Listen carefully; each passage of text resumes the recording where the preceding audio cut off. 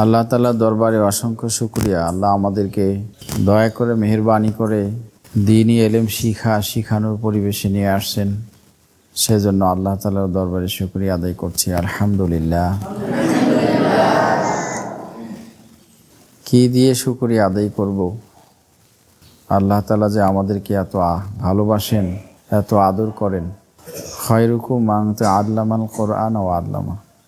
নবীজি সাল্লাল্লাহু আলাইহি ওয়াসাল্লাম ইরশাদ করেছেন, তোমাদের মধ্যে সর্বোত্তম ওই ব্যক্তি যে কোরআনে মাজিদ শিক্ষা করে এবং শিক্ষা দেয়। তো আল্লাহ জাল্লা শাআনুহু দয়া করে আমাদেরকে এই দুই শ্রেণীর অন্তর্ভুক্ত করেছেন। আমরা যারা এই দ্বীনি প্রতিষ্ঠানে দ্বীন শিক্ষার জন্য এসেছি, এক জামাত শিক্ষক মণ্ডলীগণ, ওনারা কোরআন শিখান। আর এক জামাত তালিবুল ইলম আজিজ তলাবা, তারা কোরআন শরীফ শিখেন। যারা কোরআন শরীফ শিখেন তারাও সর্বোত্তম, যারা কোরআন শরীফ শিখান তারাও সর্বোত্তম। তো পৃথিবীতে কত ধরনের মানুষ আছে, কত ধরনের পেশায় মানুষ জড়িত আছে। আল্লাহ তাআলা এই হাজারো রকম অবস্থার মধ্য থেকে সর্বোত্তম অবস্থা আমাদেরকে দান করেছেন। এই শুকরিয়া কি জবান দিয়ে আদায় করব? এই শুকরিয়া কিভাবে প্রকাশ করব? তো সেজন্য আবারও দরবারে ইলাহিতে শুকরিয়া জ্ঞাপন করছি। আলহামদুলিল্লাহ। এই হাদিসের মধ্যে একটি বিষয় একটু মার্ক করে দিতে চাই, খুব খেয়াল করবেন। খায়রুকুম মান তাআল্লামাল কোরআন, তোমাদের মধ্যে উত্তম যে কোরআন শিখে। শিখার কথা আগে আল্লাহ তাআলা রাসূল সাল্লাল্লাহু আলাইহি ওয়াসাল্লাম উল্লেখ করেছেন। ওয়া আল্লামাহু, এবং যিনি শিখান। শিখনেওয়ালা যদি থাকে তাহলে শিখানেওয়ালা শিখাতে পারে। ছাত্র থাকলে, তালিবুল ইলম থাকলে তখন মুআল্লিমের প্রয়োজন হয়। সেজন্য সবার আগে ছাত্র। সেজন্য কোনো প্রতিষ্ঠানে সবার আগে ছাত্রের মূল্যায়নটা করতে হবে। যদি ছাত্র থাকে তাহলে শিক্ষকের প্রয়োজন হবে। ছাত্ররা যদি শিখতে আসে, তালিবুল ইলমরা যদি তলব নিয়ে আসে, তখন তাদের কিছু শিক্ষক তারা তাদের তলব অনুযায়ী তাদের দ্বীনি ইলম শিখার জন্য ব্যবস্থা করে দেবে। তাই জন্য সবার আগে তালিবুল ইলম। সেজন্য আমি মাদ্রাসায় তালিবুল ইলমদের গুরুত্ব বেশি দেওয়ার চেষ্টা করি। তাদের থাকার ব্যাপারে, তাদের খাওয়ার ব্যাপারে, তাদের ঘুমের ব্যাপারে, তাদের অন্যান্য যত সুযোগ সুবিধা আছে সেগুলোর ব্যাপারে সর্বাধিক গুরুত্ব দেওয়ার চেষ্টা করি। সেই সাথে যারা মুআল্লিম শিক্ষকগণ আছেন তাদেরকে তো আল্লাহ তাআলাই সম্মান দিয়েছেন। তারা ছাত্রদের শিক্ষক। ছাত্রদের যদি এই সম্মান হয় তাহলে শিক্ষকের সম্মান কি হবে?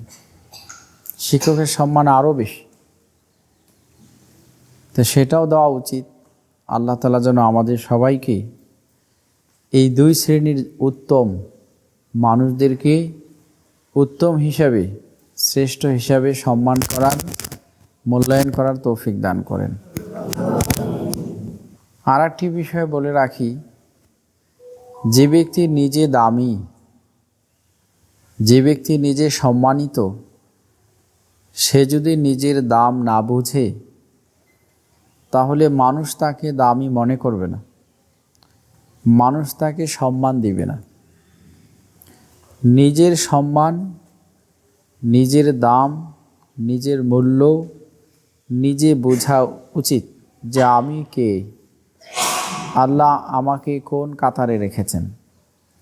সেই অনুপাতে আমার কথাবার্তা, চাল চলন, আচার আচরণ কেমন হওয়া উচিত, সেই মূল্যবোধটা যদি নিজের মধ্যে থাকে, তখন সে নিজেকে নিজে সম্মান করা শিখবে। নিজেকে নিজে সে সম্মানিত হিসেবে পরিবার, সমাজ, রাষ্ট্র এবং জাতির সামনে নিজেকে উপস্থাপন করতে পারবে। যখন কোনো ব্যক্তি সে তার নিজেকে চিনে, নিজের আত্মমর্যাদাবোধ, নিজের সম্মান, নিজের মূল্য যখন নিজে বুঝে, সেই সম্মান অনুযায়ী নিজেকে যখন সে সাজাতে থাকে, তখন তাকে দেখে হাজারো লাখো মানুষ, জিন ও ইনসান, দূরের কাছের, ছোট বড়, নারী পুরুষ, শিক্ষিত অশিক্ষিত, সব শ্রেণীর মানুষ তখন সেই মানুষটাকে তার যে সম্মান, সেই সম্মানের জায়গায় রাখে। আমি হাটহাজারী মাদ্রাসায় দেখেছি,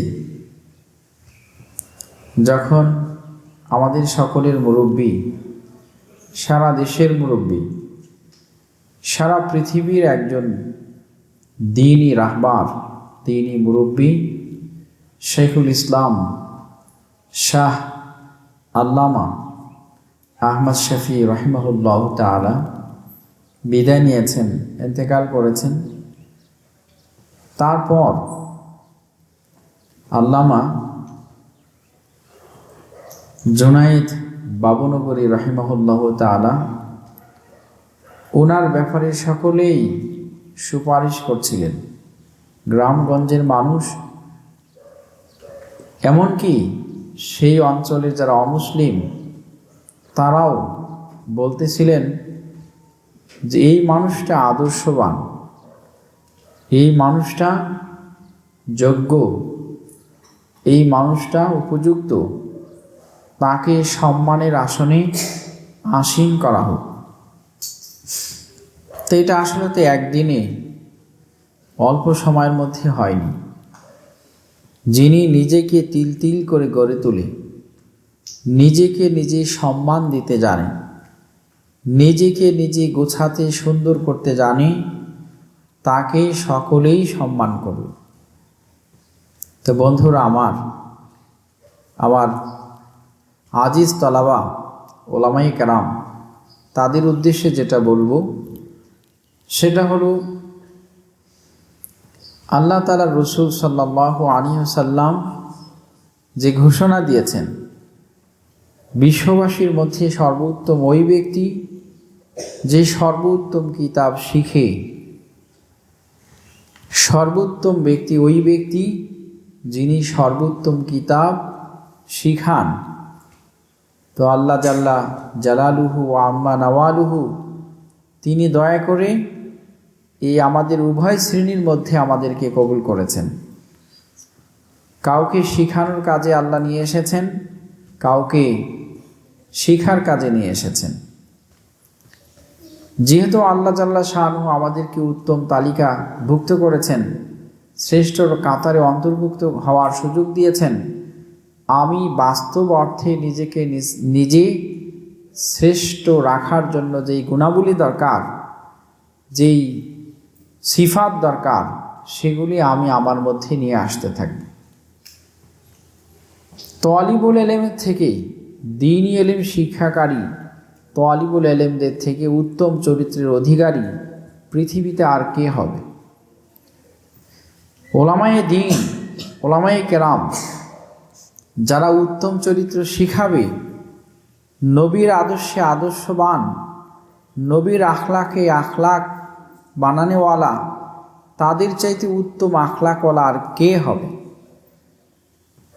সেজন্য আপনি আমি উঠা বসায়, চাল চলনে, কথাবার্তায়, লেনদেনে, সর্বক্ষেত্রে নিজের যে সম্মানের জায়গা, বিশ্বাসের জায়গা, সেটাকে ধরে রাখব। কি বলেন, পারা যাবে না ইনশাআল্লাহ? আল্লাহ সুবহানাহু ওয়া তাআলা আমাদের সকলকেই তালিবুল ইলমের সিফাতের সাথে তালিবুল ইলম হওয়ার তৌফিক দান করুন। উলামায়ে কেরামের সিফাতের সাথে নিজেকে হাক্কানি রব্বানি আলিম হিসেবে দরবারে ইলাহিতে মঞ্জুর করানোর তৌফিক দান করুন। ওয়া মা তৌফিকি ইল্লা বিল্লাহ।